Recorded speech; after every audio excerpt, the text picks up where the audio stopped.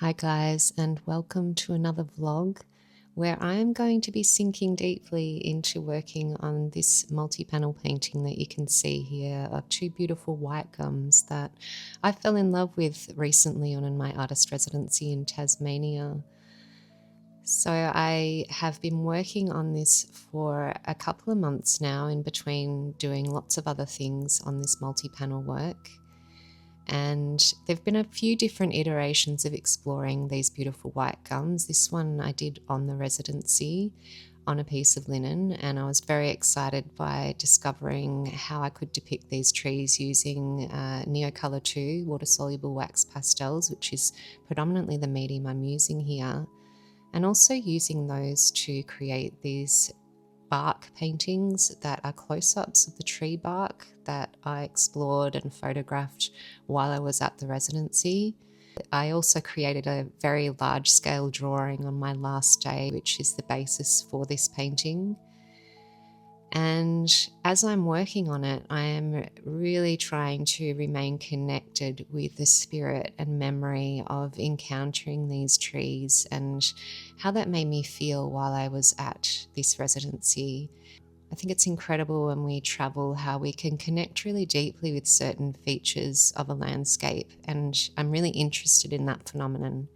But I'm also equally really fascinated in the phenomenon of how we can embed that memory and spirit of feeling even more deeply through the practice of art. So I'm going to chat a little bit about that in this vlog as I work on this, and also a couple of other projects. But yeah, I started this one, as I mentioned, a couple of months ago. If you'd like to see the beginning of that journey, you might want to roll back a few vlogs to when I did the residency, and also just after when I began this work. And I'm really slowly working on it because this multi-panel painting that you can see me working on here is actually going to be part of a larger installation for my master's exhibition, which will happen in about a year's time. So you can see me here working with the wax pastels. As I mentioned, they're the Neocolor 2s by Caran d'Ache, and they are a water-soluble wax pastel. And I discovered while I was on the residency that if I draw with these and then emulsify the pigment in the wax pastel with a wet wipe, it creates the most beautiful, dreamy, soft texture that really evoked the feel and sense of the bark of these trees.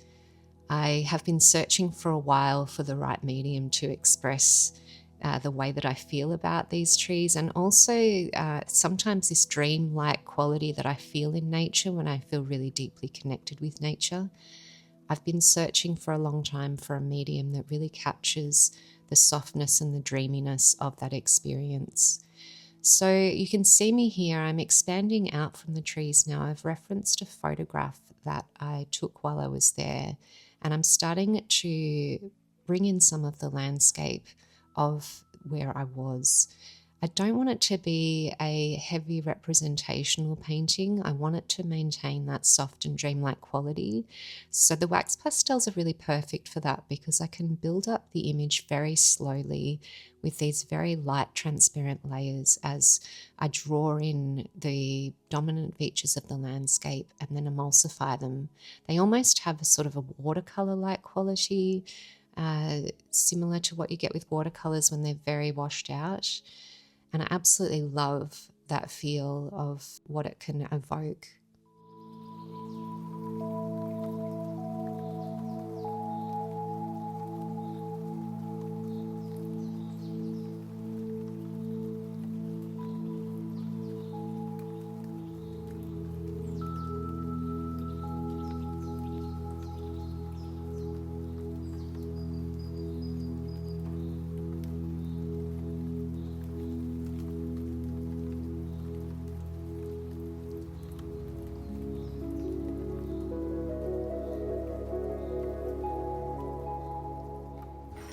So this multi-panel artwork is just part of my master's research project.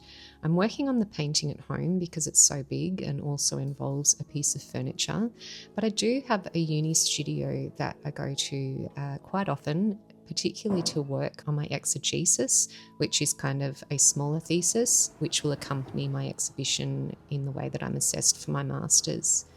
So you can see me here at my desk in my studio. I've got quite a few of the works that I've been working on over the last year and a half, just up there on a shelf above my desk.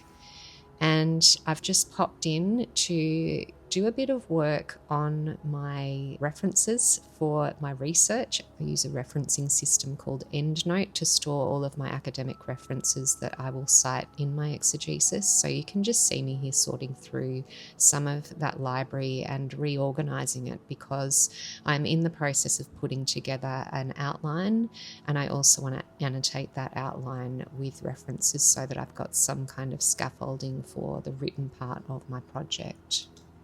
So doing this kind of work and creating the artwork has become quite the dance in this project, and it's something I've learned to really love about practice-led research, is this constant circling around the art making, moving back to reading and researching things that come up, particularly while I'm in that deep meditative state of art making, and then writing about it, and then thinking about it in terms of the context of my art practice and also other art practitioners that may be exploring similar subjects and topics in their work. It's a really deeply enriching process, and I've very much fallen in love with it and where it's taking me on my art journey.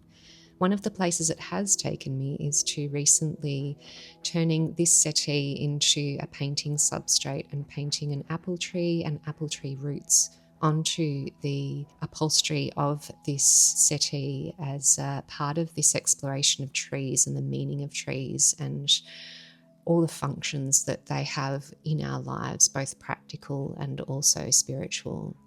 So you can see me here, I'm just returning to working a bit on this. I'm removing some of the white charcoal lines that I drew in as guides for painting in the roots. I haven't quite finished painting this piece, but the removal of the charcoal does need to happen quite a lot earlier because it does need to dry. It actually brings off a little bit of the chalk paint when I remove it. So I need to go very carefully with it and remove that before the completion of the project. You can see I go through quite a few of the Q-tips to do that, but I do buy the ones that aren't made of plastic so that they will decompose. So in my exhibition, I intend for this settee to sit in front of the installation of the multi-panel artwork of the trees in the background. I'm also playing around with putting in some of these upholstery tacks along the braiding that you can see on the upholstery of this furniture. Part of what this settee is about is the way that colonial powers have used the natural resources of the countries that they've taken over to their own benefit. The way that we've introduced different species to different lands, such as apple trees in Australia, they are not native here, and the way that we carve up the land into parcels of land that belongs to people that were colonisers and takes them away from the Indigenous people of those lands. So as I'm doing these tacks, I'm thinking about trying to express the notion of the way that we divide up land. So you can see there's quite a dance going on between all of the artworks and the research that I'm doing as I'm continuing on this project. To be able to think about and explore all of these interrelated topics to a very, very deep and meaningful level over a period of a few years, because I am doing my master's part-time, is such an enormous privilege that I don't take lightly. Because my previous art practice as a professional was very much in the commercial art world, I never really had the opportunity to go this deep before with the ideas that I'm having about my art and where I want to grow my practice and where I want to position myself in the art world moving forward, which is one of the reasons that I wanted to do my master's. So I absolutely love this opportunity that I have, and I also really wanted to share this opportunity that I have with you guys, because I think that this is a way of working that should be outside of the academy and be made available to people who don't have access to that kind of formal education in practice-led research and in working this way, because this will continue to inform the way that I work moving forward. So you'll have to let me know in the comments if you're enjoying learning about this way of working and this way of practicing art, if it's something that's new to you, or if you've been in formal education before, if this is a way that you've practiced. I'd love to hear your insights in the comments, so be sure to drop them in there for me.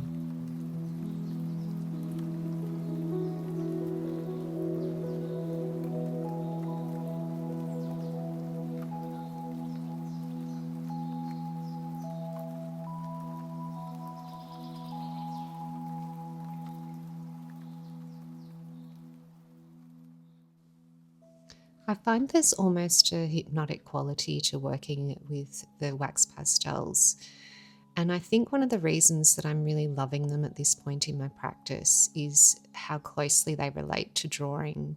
I've been a professional painter for a very long time and really loved working predominantly with acrylic and mixed media to produce my artworks. But I've really taken the opportunity with my masters to explore drawing more in my practice and really developing those skills, particularly drawing in nature and really deeply exploring landscape, drawing and painting. So I find working with the wax pastels a really beautiful extension of that exploration and practice. But I also love the specific qualities of this medium and the way that they relate to my state of being. Because they're so soft, and because I work on the natural linen, it's clear primed natural linen, it's almost like the image emerges from the linen, and it's very soft and emerges very gradually as I work and rub back and apply pigment and rub back. And gradually these trees emerge from the linen, and I really love the organic feel and nature of that sensation. I find that each medium brings its own opportunities and its own expressive qualities. And you'll see later on in the video, I'm going to explore another oil-based medium that works in a similar way, which are the R&F drawing oils, because I just wanted to see if that might work in a similar manner to this and also present perhaps a few less technical issues in terms of working with oil paint in conjunction with water-based media.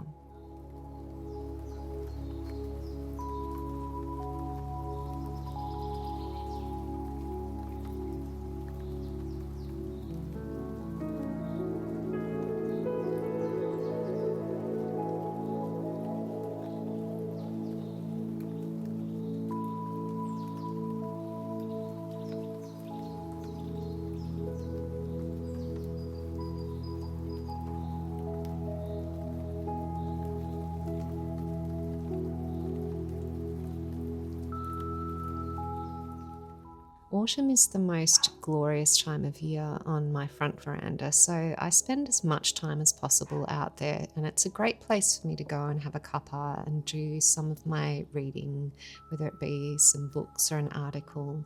It's one of my great joys in life to read. I've always read a lot, even prior to my masters. I did study art history, so being able to do that outside is just so wonderful. I've also been in harvest season in the garden. I have a cut flower garden that I have in my backyard under a beautiful old oak tree. So you can see me here just harvesting some of the dahlias that I grow. It wasn't a particularly good season this year, which is disappointing, but all the seasons can't be great seasons in the garden. But I do use this garden specifically for some of the art projects that I've undertaken as part of my masters, which I will talk about in just a moment, but I just had to have a little moment with you with these glorious dahlias and also some of these Japanese lanterns that I picked on this day and made a little posy. It's just one of the greatest joys in life to be able to pick flowers from your own garden, and I just love it so much.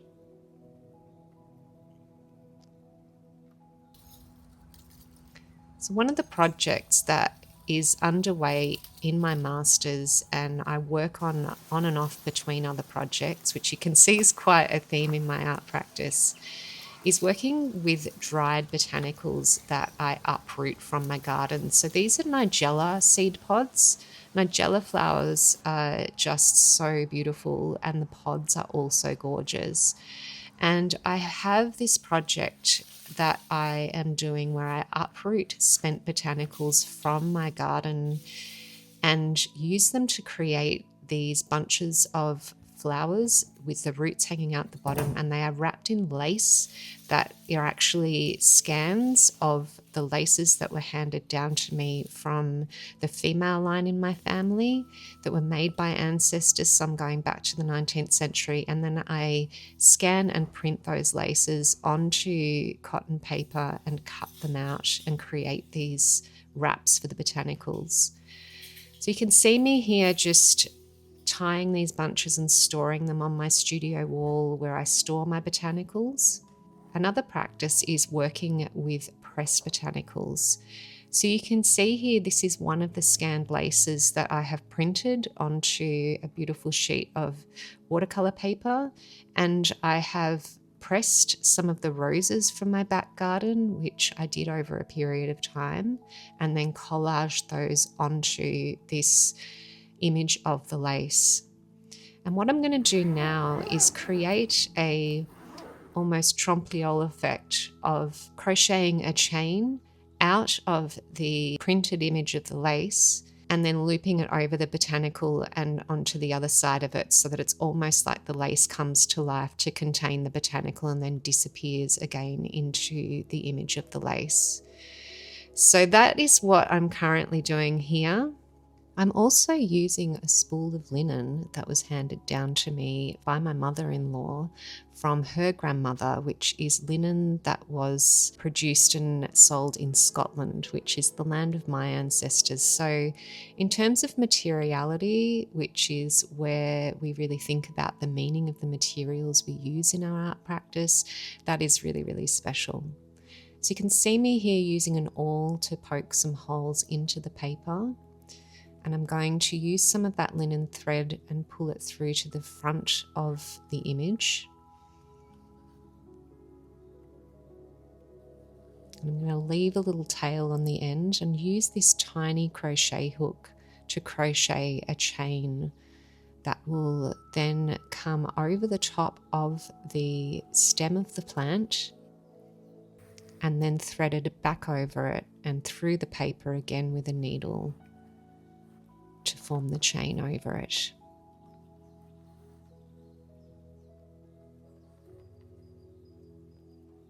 And you can see the effect there of the chain sitting over the plant. So I'm going to do this in a number of different places on this piece.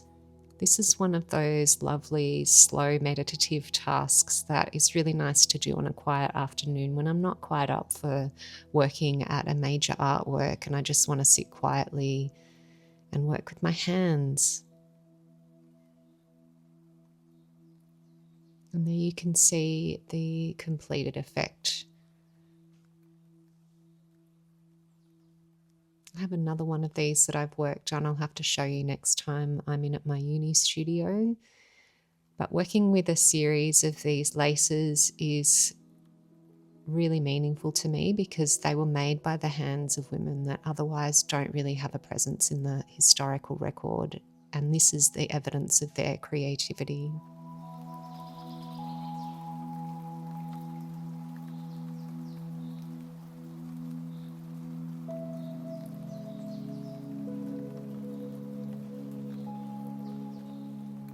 I've been playing around with a new art supply in the studio over the last couple of weeks as well, which is R&F drawing oils.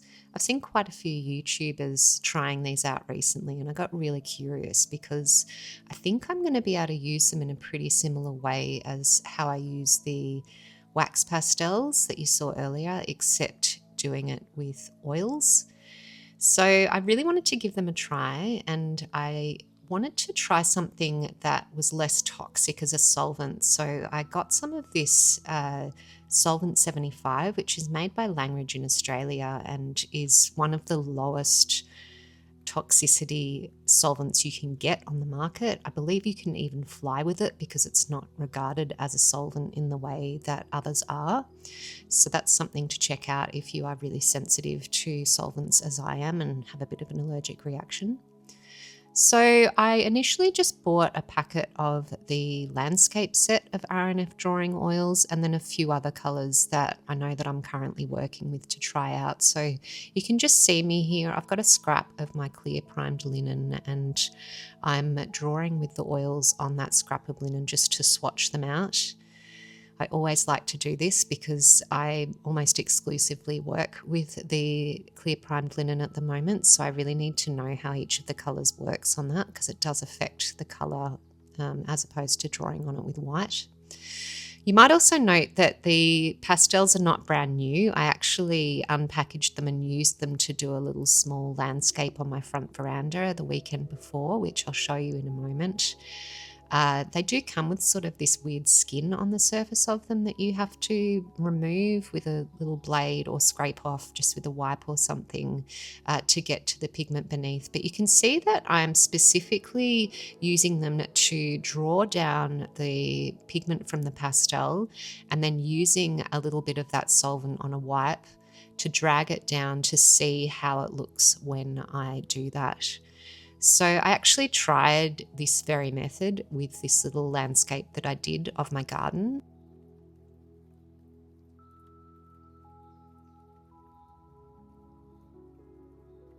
So you can see here all the beautiful colours. They actually are quite matte, which was one of the reasons I wanted to try them because oil paint is often very glossy, and I know you can use different mediums like wax, etc., to make them more matte, but I very much like the idea of them also being a drawing medium because, as I mentioned, that's just a method that I'm working with a lot at the moment. So here's that landscape that I was working on that I told you about. I'm just adding on a second layer. I predominantly did this landscape with that method of putting the solvent on the rag and dragging it through what I had drawn on my linen. This particular landscape is of that front garden where my apple tree is located, so it's very on theme with the artwork that I've been making, but this artwork probably won't be part of my master's exhibition. It was really just an opportunity to play around with these new oils. But I was very curious as to if I might actually like these even better than the Caran d'Ache because they just allow for so much more opacity and chunkiness because they're an oil medium. So I really wanted to try that out. And to be honest, the jury's still out for me. I really enjoyed working with them, and you can see here I was able to, do a lovely little landscape with them. And I did enjoy the method very much. But for me, what I was really interested in exploring was how these would be in producing bark paintings similar to the ones that I showed you earlier that I'd done in the wax pastels. The bark on these trees is so textured and gorgeous that I really wanted to explore this medium to see if I could capture that even more with the oil pastel, but still using that same method of dragging the cloth through the pigment to emulsify it. So you can see me doing that there, and it is a very effective way of doing it, and probably moves a little bit easier, I think, and allows me to build up a little bit more opacity than the Caran d'Ache. So I had fun exploring that with this particular little painting. So you can see they blend together beautifully with the Solvent 75 and allow me to do a little bit more blending. I find working with oils is such a seductive medium because once you apply solvent, they're just so luxurious and sensuous and a real joy to work with. So I did really enjoy that aspect of working with these oils in this way because the pigment did go on a bit thicker and was a bit richer and moved around a little bit easier than with the other pastels that are water-based. However, I'm not sure that I prefer the effect. I'll show you in a little while where I went with on the second layer on this painting, and I'm not entirely sure that I love the effect for these particular works and what I'm trying to achieve. However, I will say that I've really enjoyed working with these, and I'm definitely going to be taking them with me when I go traveling because they were a delight to work with and will definitely have a place in my studio moving forward. You can see here just the photograph that I was working with and the result of that first layer.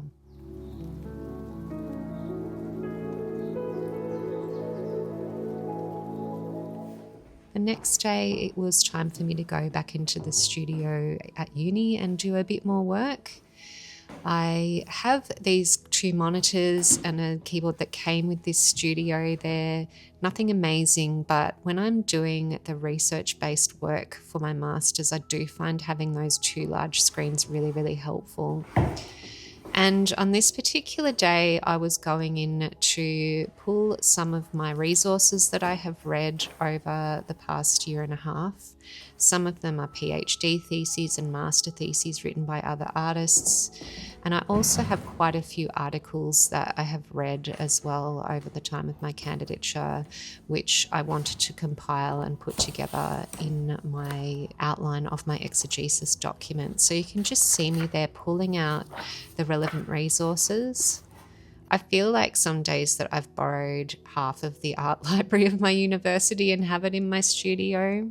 You can see here my board where I keep cards of all of my resources that I've read and also some of the other books. So I sat down with some of those sources and also my studio notebook just to have a good look at some of the written work that I have read and get an idea of where I can place that in my exegesis and start to come up with a detailed outline that incorporates all of the research that I've done so far.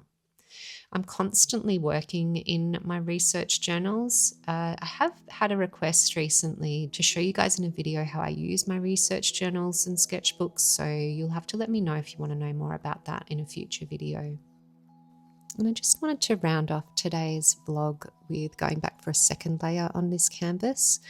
My intention for this one was to go in with oil paint over the top, but the only oil paints that I had at home were water-based oils, and I did a bit of a Google search and discovered that I can't use water-based oils on top of these solvent-based oils. So I decided I would just use the solvent to emulsify some of the wax pastel and use that as paint. So it probably wasn't an ideal way to go in for a little bit more detail and definition on this canvas, but I thought I'd give it a go anyway. So you can see me here, I've just got my pastel there on some palette paper, and I'm just using that as paint to get in a little bit more definition and thickness of the pigment. So it's sort of really turning more into a bit more of a traditional painting at this point. However, the paint is a little bit different in terms of it not being as shiny as traditional oils would be. So look, it was just an interesting experiment to try this out and see what this medium could do. I did really enjoy the flexibility of working in this way and did think this is probably a pretty cool way to be able to oil paint if I'm traveling and I can just travel with these sticks and actually use them as paint if I need to. So that was another good thing to keep in mind. But as for the end result, look, I wasn't overly impressed with this painting. I think it's probably a combination of factors. It was my first try in this medium to produce these bark paintings, which I sort of had become pretty progressed in terms of technique with the wax pastels. So it was an interesting experiment to try, and I did like the thickness I could get, the fact that I could go on in this second layer and draw some really chunky bits of pigment on there with the white, etc. But look, I'm not in love with this painting, I'm not going to lie to you, it's not some of my best work, but it was a good experiment, and you can see that it was possible to get in some pretty fine lines with the way that I was working with the solvent to make it into paint.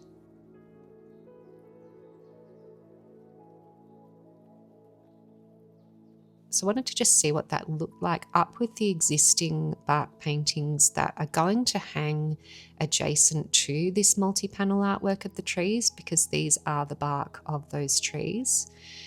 And when I put them side by side, I did feel like that the oil pastel just didn't work. It was a bit heavy and a bit too pigmented, whereas the ones that I'd done in the same medium as the tree with the softness of the pastel were just a bit lighter. That one on the bottom has a little bit of water-based oil paint over the top of wax pastel, so that might be a bit of a happy medium, but yeah, I'm not sure that I'll be using this particular medium for that. So that brings us to the end of this vlog. If you've stayed until the end, why don't you give me a pencil emoji? I feel like it's been a bit of a drawing themed video, so drop in a pencil if you stayed to the end. And can you let me know in the comments, what is your favourite way to explore nature? Do you have a particular medium you love? All right, thanks so much for being here, and take care until next time. I'll catch you then. Bye.